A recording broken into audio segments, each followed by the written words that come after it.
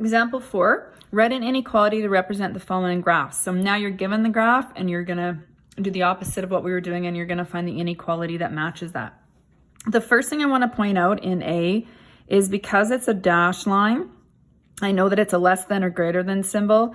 It's not going to be with the equal to signs in there. So the first thing I need to do is label this line. Once in a while, the information will be, the line will be given.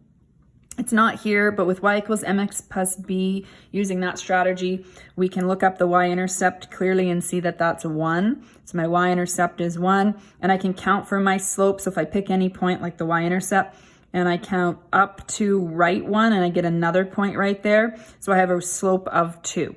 Rise over run, 2 over 1 is 2.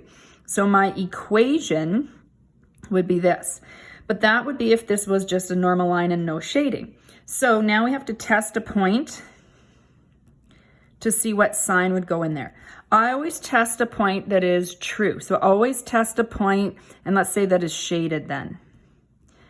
So I don't want it to pick 0, 0 in this case. I'm going to pick any other point. Let's just go over here and pick -2 and 2, for example, as long as it's a shaded point.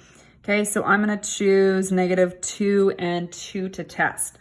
Now I don't know what the sign's going to be. So I'm going to have the left side is my y. It's not equal to 2. We know that it won't be an equal to sign. And on the right side, 2x plus 1. Okay, so I kind of do a little T-chart and then I'll figure out what the sign is at the end. I don't have to have these lines down here, but it might help you realize these aren't equal. So plug in y is 2 and I'm testing x is -2.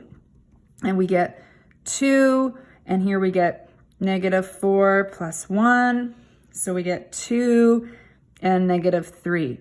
So now we can decide what symbol goes there.